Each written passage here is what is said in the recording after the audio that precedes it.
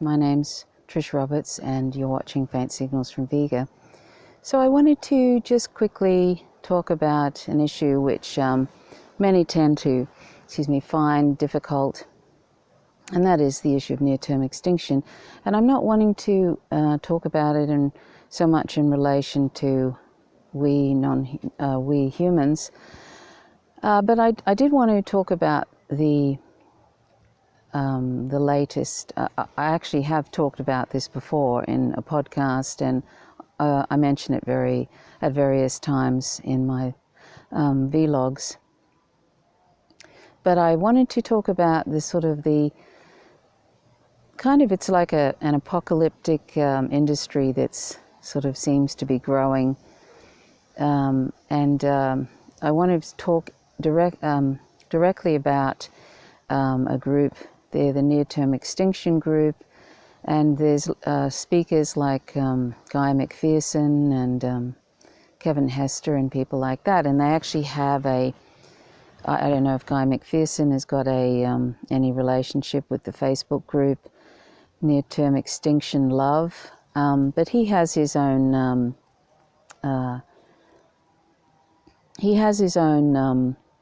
blog. It's called Nature Bats Last.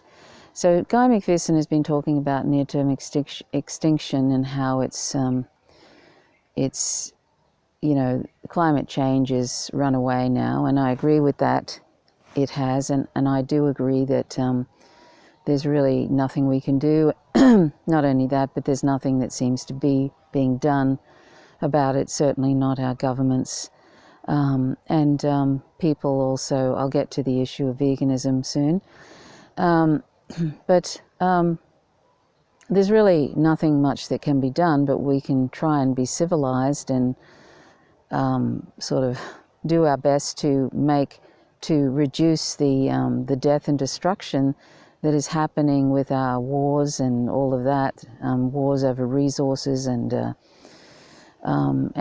also our war on non-human animals, which has been going for thousands of years because we've been eating, wearing, and using them. We've been killing them literally by the hundreds of billions every year. So I wanted to talk about how Guy McPherson is quite anti-vegan, and yet I saw just recently a video of him sitting with Kevin Hester, and he'd just done a tour of New Zealand where he talks about how it's all over with and there's really nothing we can do and all we have left is love. And he mentions non-human animals, and he shows this concern for non-human animals, but mostly they're animals that we don't eat. He doesn't really talk about the ones that we eat, wear and use. He talks about animals like dolphins. They all wring their hands. Often these near-term extinction people wring their hands about the 200 species that are going extinct every day, and so we should. It's a really dreadful thing, and we're responsible for this. We're responsible for not only our own near-term extinction, which could happen in the next 20 to 30 years. His prediction is it will happen Guy McPherson's prediction is it will happen in the next 10 years. Well, that could be possible if there was a massive methane burp, in quotes, from the East Siberian Arctic shelf, which could happen because it could be a 50 gigaton methane burp, which sends all the temperatures skyrocketing. But methane is escaping from the seafloor, from all over the place, basically, because there's the water, the sea is warming at an unprecedented rate, and so that the methane that is escaped, that has been below the surface and the seabed, is coming up, and it's also the various glaciers, the various ice shelves are melting, and there's methane coming up. There's huge methane holes in Siberia, gigantic holes. So, if methane escapes at the rate that it looks like it might, the warmer we get, the exponential the heat feedback loops are going to make more and more methane escape, and methane is, I think, it's many, many times more powerful a greenhouse gas than carbon.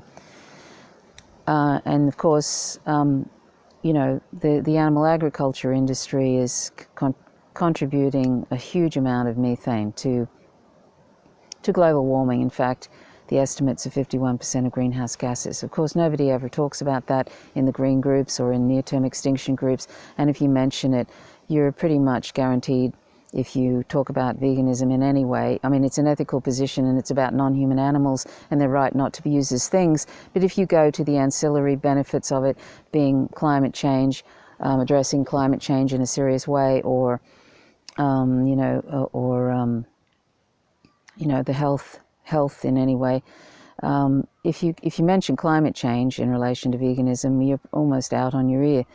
Which is what happened to me just recently when I sort of got really tired of, I left that near-term extinction love group ages ago because people tend to sit around and just wring their hands about the end that is coming. Well, yes, it's coming, but, you know, we can actually go out in a classy way and try and stop, you know, stop killing and torturing 1 trillion land and aquatic animals every year, and all that means, which is the dreadful global warming, which is also killing off 200 species a day, and we're contributing to it when we're not vegan because of the 51% of greenhouse gases from the animal industry. We're also contributing to the amount of the millions of animals who are murdered, trapped, poisoned, hunted every year to quote unquote protect livestock. There are so many reasons to go vegan, and it just amazes me that people like Guy McPherson are so anti-vegan, and they're quite happy to wring their hands about how awful it is what we're doing to non-human animals, and he calls them non-human animals, and yet he bags veganism whenever he can. He doesn't seem to understand, firstly, that it's a justice position. It's not being about compassion. You know, it's a justice and non-violence issue. And also, he doesn't seem to get that that the amount of animals who are killed, in addition to the 1 trillion land and aquatic animals, is massive.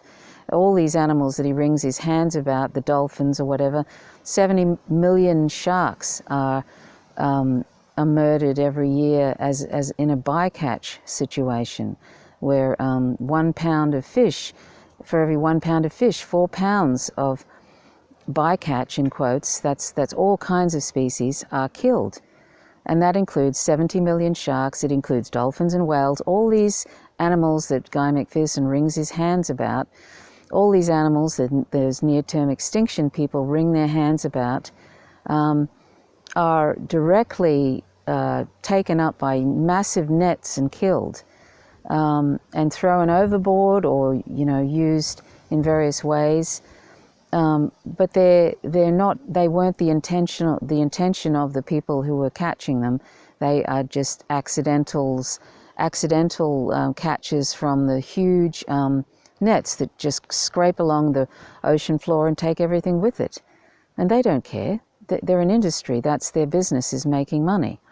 They don't care that they're destroying the ocean bed and taking all these other animals with them. They don't care at all. And apparently, you know, people like Guy McPherson going around telling everybody all we have left now is love. Yes, all we have left now is love, probably. That's true. And that means, you know, that means finally stopping our use of non-human animals. I mean, we've been torturing and killing them for thousands and thousands of years, when we really, most of the time, and particularly now, we didn't have to. We've been doing it because we can, just like we've been enslaving human beings because we can. It's a supremacist attitude. In the case of human beings, it's a racist, white supremacist thing in many cases, and in the case of non-human animals, it's a human supremacist attitude. But apparently, even people who go around talking about how all we have left is love can't stop using animals now. I mean, how sad is that? At this point, just you know, if they believe what they say, that we only have a predicament now, we don't have any solutions, that's what Guy McPherson says. Well, I believe that too, that we can, you know, there's really not much we can do about runaway global warming at this point. Because it's in there's so many feedback loops happening, it's out of control. And it's just a matter of time, whether that's what he thinks is 10 years, I don't think it's going to be that soon, or 20 to 30. But it's definitely, I think, going to be all over by the middle of the century, definitely. And that means we're taking all the other animals with us. And this planet won't be inhabitable for probably a million years. And then bacteria and whatever is left will start evolving just like it did before, and we eventually, in a million or so years, we'll have a whole different kind of planet with hopefully no humans left. And I say that without a misanthropist take on it. I just mean that humans are very problematic, and we always seem to be wanting to dominate and kill. We have a violent streak, certainly in patriarchal society, has demonstrated that it's quite happy to take us to the end and use up the planet. And that seems to be our species. We are a violent species. We are a failed evolutionary experiment, and it needs to come to an end. That's what I think. Because it's going, and it's completely out of control now, where the people that are in power want to have some kind of World War III. And I'm not kidding when I say that. If you just have a look at John Pilger's recent essay, which I'll put in the information section, have a look at that, and I mean, there's so much truth in it. And it's just getting to the point now where I think the powers that be know that the end is coming, and they want to clean up as much as possible. It makes no sense, of course, but that's what's happening. They want to clean up, take all the resources, and they don't care if they nuke China or nuke Russia. The US empire is out to basically clean up. So that's a sad state of affairs, and that's why I say it needs to end for our species. But unfortunately, we're taking everybody else with us. But the planet will repopulate in the future. It's just starting to rain a little bit, but maybe it'll go away. But I just want to read quickly something from Apocalyptic Capitalism for those near-term extinction people who wring their hands about species and stuff, and yet, about species dying, etc., and yet bag veganism continually. It's so hypocritical, I'm sorry, and I'm sorry that at this late stage, when you know that, when you believe that the planet is coming to, not the planet, that's going to go on without us, but our species is coming to an end along with other species, and you still want to defend eating, wearing, and using animals. I mean, this is one of the reasons we're going extinct. This sort of attitude, seriously. If you really believe we're coming to an end and you just want to keep exploiting and killing and breeding into existence billions and billions of animals when you don't need to, when we don't need animal products at all to survive. In fact, they're killing the environment, and they're destroying habitats, and they're wiping out 200 species every day, assisting in this. And it's also, I'm going to read this bit from Apocalyptic Capitalism, and I want people to think about this, okay? Think about this. I just get a little tired of these near-term extinction people wringing their hands about how much they love non-human animals and stuff, and yet they're quite happy. There's no difference between a whale or a dolphin or a pig or a fish. They're all sentient, they all love life just like we do, and they don't have to be like us to deserve not to be used as things, as resources. That's the bottom line, really. It's all in our head if we think that we fetishize a certain species like dolphins, and it's all very well to say, well, let's protect the dolphins. And why do we say that? Because we don't eat them. That's very convenient. So, and some cultures do. Does that make them worse than us because they're eating dolphins? No. There's no moral difference. There's no moral difference in importance between a dolphin or a pig or a whale or a fish or a goat or a sheep. The only difference exists in our minds. But in reality, there's no moral difference. And there's no moral difference between eating flesh and eating dairy and eating eggs, etc. They're all products of tremendous violence, and they all use non-human animals as things, as resources, and we're stealing things from them, and then we kill them, and we take their children from them. There's no moral difference between leather, wool, and fur and other animal products. No moral difference whatsoever. Anyway, I'm going to read this, and if I seem a little bit annoyed, it's because I've just watched this yet another video of Guy McPherson and some other people wringing their hands about how awful it is what we're doing to non-human animals, and yet go out of their way to vilify anybody who's suggesting that maybe at the end here we might go vegan and stop using them, go out with a bit of class, and actually, and in the process, go out in a non-violent way instead of doing these awful things that we've been doing for thousands and thousands of years to 99.99% of the planet's population. I mean, when do we stop? I mean, when do we stop with this dreadful violence and injustice? Even people that believe that it's all over in the next, 10 to 30 years, still want to defend torturing and killing non-human animals, even though we don't need to. I've been vegan for 12 years now. I don't need animal products, and I'm completely healthy. And it's just so great in so many ways. Anyway, I'm going to read this. There's some speciesist language in it because it's from an essay by Chris Hedges called Apocalyptic Capitalism, and this is on page 2. So here it goes. The animal agriculture has, in a staggering act of near-total censorship, managed to stifle public discussion about the industry's complicity in global warming.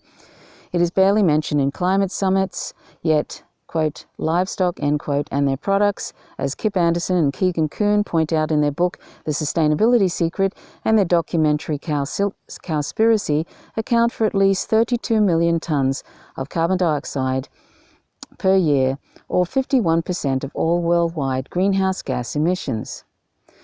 Methane and nitrous oxide are rarely mentioned in climate talks, although these two greenhouse gases, as the authors point out, respectively, 86 times and 296 times more destructive than carbon dioxide. Cows worldwide, they write, produce 150 billion gallons of methane daily, and 65% of the nitrous oxide produced by human-related activities is caused by the animal agriculture industry. Water used in fracking, they write, ranges from 70 billion to 140 billion gallons annually. Animal agriculture water consumption, the book notes, ranges from 34 trillion to 76 trillion gallons annually. Animal agriculture water consumption, the book notes, ranges from, I think I've just read that. Raising animals for human consumption takes up to 45% of the planet's land, 91% of the deforestation of the Amazon rainforest, and up to 80% of global rainforest loss are caused by clearing land for the grazing of, quote, livestock, end quote, and growing feed crops for meat and dairy animals.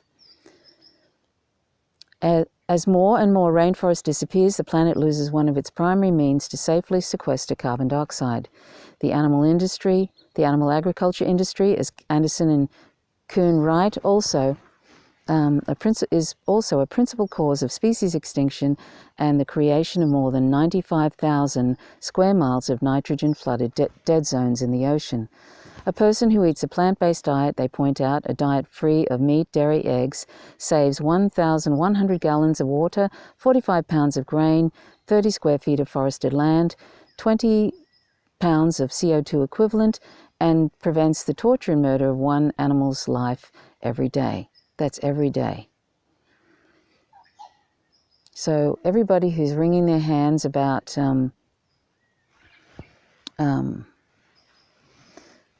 everybody who's wringing their hands about how awful it is that all these non-human animals are going extinct, all these species that are going extinct, the fetishized ones that they say are going extinct, or just, we're contributing directly to it because we're not vegan. And, if we can't go vegan, then we should stop wringing our hands about all these animals going extinct. Because there's millions poisoned and trapped and drowned every year to quote-unquote protect livestock. There's millions and millions and millions of animals being dragged up in the sea for while they're trying to get certain types of fish. And fish is fed to pigs and cows and fish. And fish is fed to animals in these animal agriculture industries. Huge amounts of fish. It's a, for want of a better word, an insanity. So I'm really over it with hearing these near-term extinction people and their apocalyptic tours going around telling everybody that all we have left is love, when they're quite happy to just wring their hands about some dolphins, but they're quite happy for the 1 trillion land and aquatic animals to be tortured and killed every year for completely trivial reasons of mostly palate pleasure, because there's no other reason to eat animal products than just for the taste pleasure. We don't need them at all. We don't need them nutritionally. We can get all our nutritional requirements from plants and other animal and non-animal sources. And a plant-based diet is delicious. It's absolutely delicious. It's absolutely no reason to be eating, wearing, and using animals. And yet we do so because we can. It's just sort of, these near-term extinction people just, it's just part of an apocalyptic industry now, where it's like capitalism just seems to breed, people find a niche and they go for it. I'm not saying these people have bad intentions, or I'm not saying that really. I can't read what's in their heart and their mind, but they really need to, at the very worst, stop bagging veganism, because they don't understand what it is.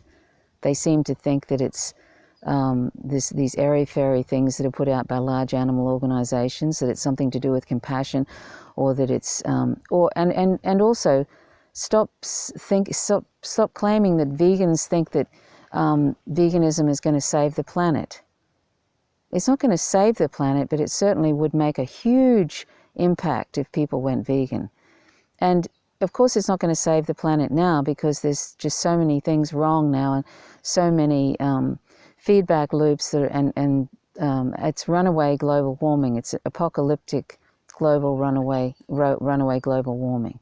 There's not much can be done now, but if you believe that there's no point in doing anything, then why go around talking about permaculture and how to breed dozens of poor fish in a ditch, tilapia and animals like that? Why go around charging people for how to do permaculture if you think it's all over?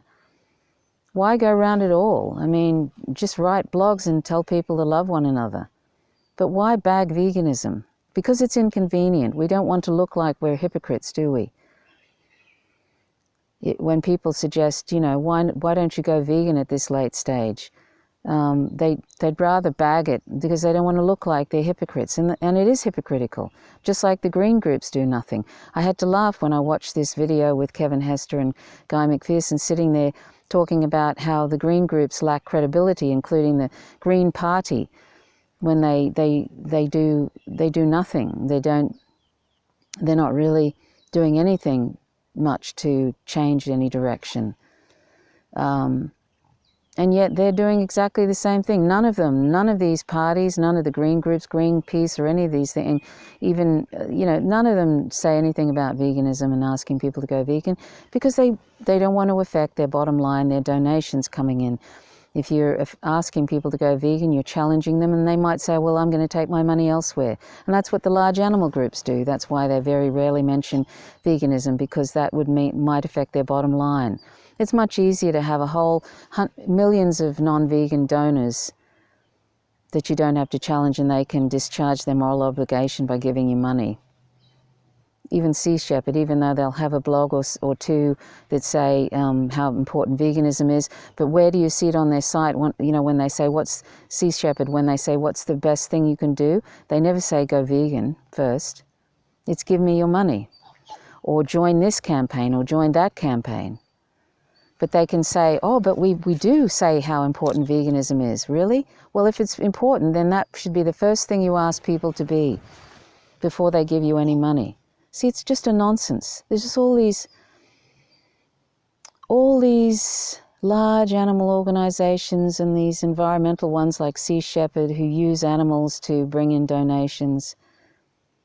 And they say, oh, but we've written a couple of blogs about veganism. Look, and we eat vegan food. We eat plant-based foods in our kitchen on the ship. We get a chef to make stuff. As if that means anything, really.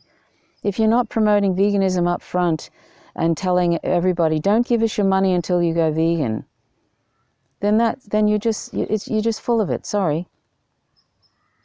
You're just like every other organization that hides the most important things because they need money, because they want money. And these Sea Shepherd has got tens of millions of dollars. They rake in huge amounts of money. So do these large animal organizations that pretend that veganism is optional and it's not important, and they promote happy animal slavery. They have hundreds of millions of dollars and people earning six-figure salaries. Paul Watson, he earns $90,000 or something a year, and he probably gets lots and lots of benefits and stuff, and he doesn't have to pay rent. He by the looks of it, he just goes around on the ship. I mean, these people are doing all right. He's probably going to write books and get a book deal and make a lot of money with that. Who knows where else his money comes from? But if they're not promoting veganism up front and center, the ethical position that we don't have the right to use non-humans as resources, if they're not doing that, then it's a nonsense. We're destroying the oceans. And they were in the cowspiracy thing, Sea Shepherd. They were in that movie, and they were given a bit of an easy glide through that movie. There was lots of organizations were kind of pinpointed as problematic, but Sea Shepherd came out smelling pretty good after that. But they don't ask people to go vegan. And writing a couple of blogs that's vegan friendly and having somebody cook plant-based food for you in the kitchen doesn't make up for it. Sorry. Anyway, I just wanted to, I just read this thing, I just saw this video about from Guy McPherson and Kevin Hester, and I just thought, okay, that's enough. I've seen too many of them now. I tend to ignore him, particularly ever since he went on about, he bagged veganism in one of his blogs. It was called Predicaments, Not Solutions or something. And I just thought, oh, okay then, you've finally shown your hand. I had a few talks to him early in the piece and about veganism, and he hummed and hawed about it, and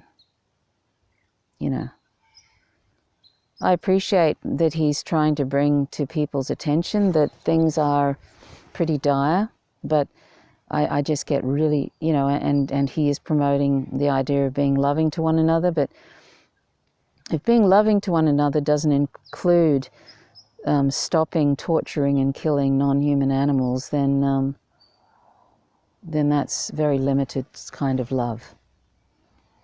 So that's really all I wanted to say, and I see it as a badge of honor being banned from that near-term extinction love group, because I'm sorry, but they're full of nonsense.